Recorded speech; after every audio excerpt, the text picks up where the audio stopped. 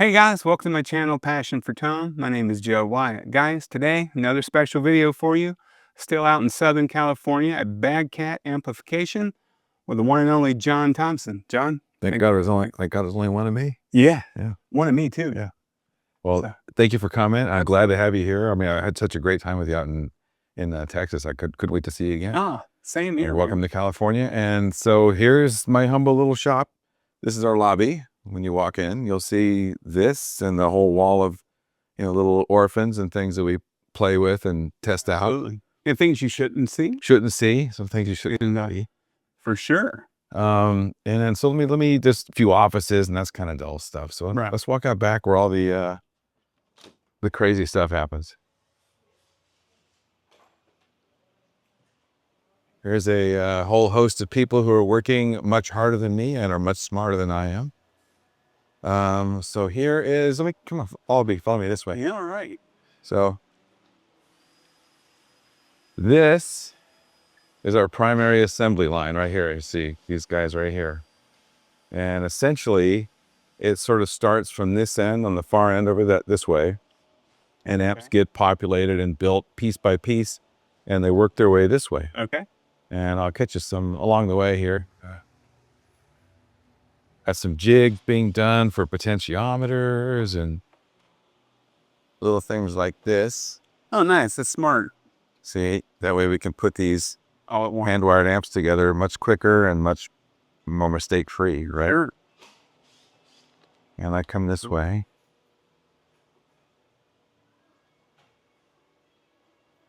This is the mighty Scott.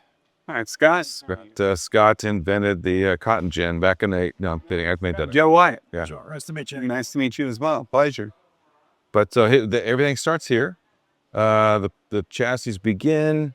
Here's a raw chassis right here. So when somebody is so gracious enough as to order one, we create these little tags. Okay. That the order's for, and it goes on this little tray here, and then they start the process of getting them ready to go on to the next step. So it looks a little like this. Okay. When they start the builds out. So each person just along the way just adds their own section. Okay. Yeah, we call them P1, P2, P3, P4, and the different people are cross-trained to be able to jump from station to station. Got you. And they're all very good at what they do. And let me show you. There's a couple of magicians here at the top of the heap. Ash is here. He's one of our, they kind of there's a finishing process, right? When you get in. Ash is one of those guys that's a finisher. There's this Colin over here. But yeah, take a look at this. I mean, yeah, just anything like that, right? Let's take a look in here. It's a thing of beauty. Oh, wow. Is it okay if we get a gut shot? Oh, yeah. Yeah. Take a look at this, guys. Work of art here. And then you got Colin building one right here. Colin is a magician. Colin is, I mean, the work he does is like extraordinary. It's just beautiful. I mean, it reminds me of like the old Hiawatts of the 60s and things like that. Right. And just he's an artist. And what I love about Colin is he absolutely is obsessed and cares about what he does. I mean, there's no way this guy would ever let something leave here that he didn't absolutely think was perfect. And that's imperative. Yeah. In fact, the funny thing is, Colin wanted an era, and he asked me if he could build one on his own time. Right. And I said, sure. So I thought, okay, let me see how he builds his own versus how he builds. Right. And to be honest with you, they're almost indiscernible. I mean, they're both beautiful. I mean, he does such amazing work. And the other thing about Colin is he's so neat that it almost kind of shocks me a little bit. Like, look at his tools down here. I mean, like these stuff. You would go nuts in my studio, Colin. You wouldn't like it, man. I have a path to my desk, so. Yeah, he's so neat, so tidy, so organized. I mean, it's beautiful work for sure. Salute. We got John here.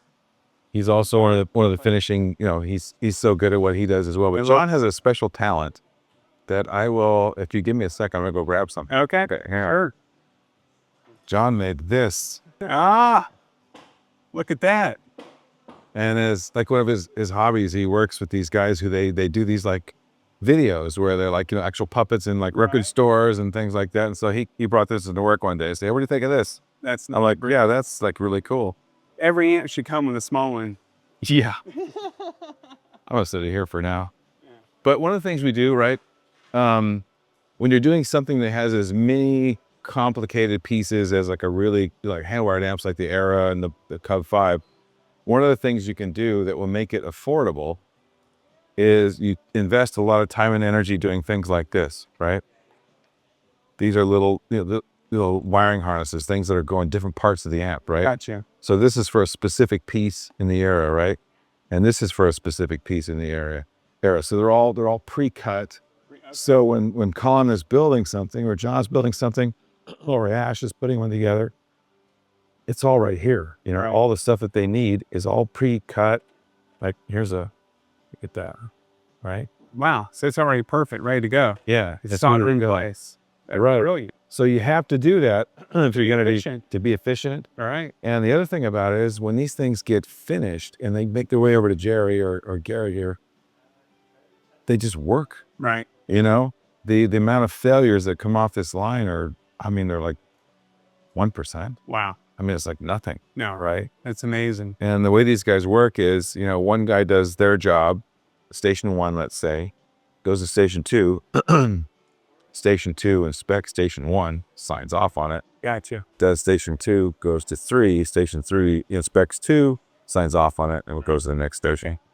So everybody checks everybody's work as it goes through, and there's these real complicated build manuals and things that if you want to see what you're doing, you can always double check, and those have to be updated all the time. Right.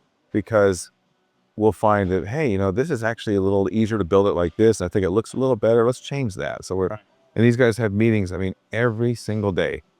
Every day they start the day and they go over what they did yesterday and that somebody will suggest an improvement. Right. And sometimes it's something as stupid as like, hey, if I had these over here, I wouldn't have to walk 15 feet to get them. And just things like that. But that happens every day. Well, that's great to have people that care. You know? Oh, yeah, absolutely. Then they find their way over to Garrett and Jerry, where they go through and they tube them up, inspect them, set them on the burn-in rack. This is usually full by the end of the day. Right. And then when they're done there, they go this away. Okay. Onto these racks here. Okay. And these are getting ready to go out the door. Wow. And they a lot of amps. And then they go this away.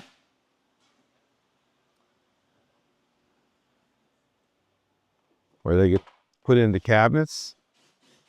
And here's an inefficiency for you. When they get put into cabinets, they go back that way. I'd like to fix that. For testing? It goes in our little test room, and I can show you the little test room if you're going to see that. It's over here.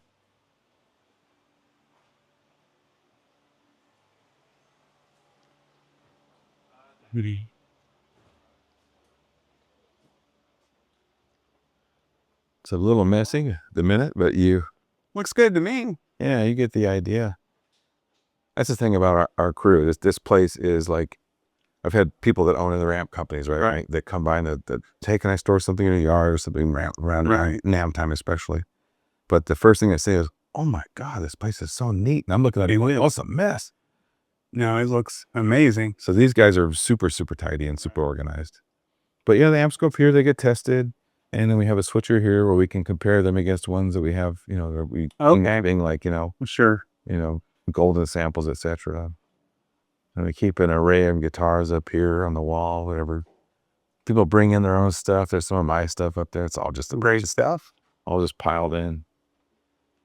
And then when they do finally get past that, they head back over here. After Rob plays them, tests them, they come over this way. Yeah.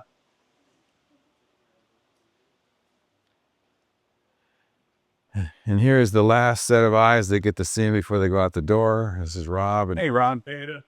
He's also like the best guitar player in the building. So nice. Yes, he knows all the Zepp riffs. It's really good. Teaches us all. And then they get boxed and palletized, often palletized, and then off to all you guys. Off to the owners. That's great. Yeah. And with any luck at all, they never find their way back here. Right. So question. Yeah. What's the time frame on the process from beginning to end on a typical? On a typical these days, an order comes in, and if it's like say an Era or a Cub V, Right. it's right now we're running about maybe 10 weeks. Okay. So the Era and the Cub V were both hand wired. Point to point in this building, right. nothing, but everything is built in this building, right, at the moment, even the Player Series amps. Okay. We have an offsite. Iris is her name, but she works with us where she'll do some of the prep work on the Player Series amps. Like if we get behind, we need to get caught up, so she'll load chassis and with transformers and things like that, and then she'll deliver those. That helps speed the process up. Because we get these these surges where like after an amp just goes boom, and this is weird because I don't know if this is an evergreen content thing, but it's currently August, right? And we are. I mean, this is usually a slow time of year, and we are not slow. That's great to hear. Insane. That means tube amps are alive and well, right? Yeah, Keep hearing about modelers, and things, but the players I know love tubes, so. I've tried so many of them. I mean, they have their place. Absolutely have their place. It's a great technology, but you can't replace a tube amp. No, it doesn't sound the same. But that's kind of the, there's little things, all of like chassis and things are stored up here, and there's transformers all over the place. But this is our little shop. It's great. I think it's. So the cabinets. Yeah. What is it that you do different with your speakers? I've heard. Yes. 30. Yes. Essentially what it is, back in the day, and I think that would have been around 2003, 2002, something like that. Right. Mark Sampson used to take a t-shirt and acetone, and he would take a V30. Okay. And he would rub the doping, which is, I think I've got a V30 over here somewhere, but I'll look. If I don't, you got one here? Let me see if I can dig one out of here. Oh, there's it. Okay, this is a Bad Cat speaker. See if I can get one out of here.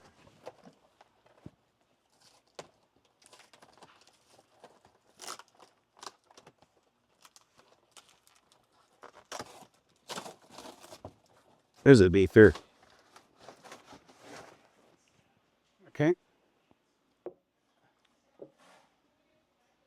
There's the difference. See, what Mark used to do is he was to take acetone and he would rub this, okay, and wipe this away essentially.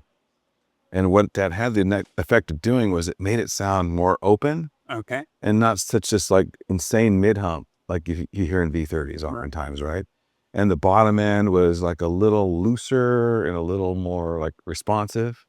Okay. Right. So he was doing that by hand. And eventually what we did is we went to Celestion and said, hey, we're going to probably give somebody lung cancer here by with this all this acetone. Maybe we could not put this on there at the factory and ship it to us like this. And so I think there's a little doping under the rim just a bit to kind of stabilize the speaker. Sure. But I can tell you a funny story. He was doing this at Matchless right before he came to Bad Cat, right? And when they first did it, which was like 1990, they put the Matchless speaker on by Celestion speaker on the back, the stickers, right? Right. And when they found out that he was wiping off the doping, they sent him a letter from a lawyer that said, those speakers are not warranted. You need to take the Celestion name off of the sticker. So it's just got to say Matchless. So they said, okay, whatever. Matchless got popular. Same lawyer. Letter. You have to put the Celestion name on the back of the... course. Yeah.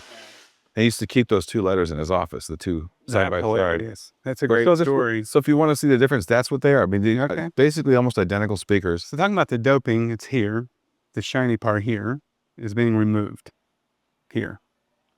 Okay. And now we get these from the British factory. Okay. Just like this. And they have a unique sound, as you know. Yeah, for sure.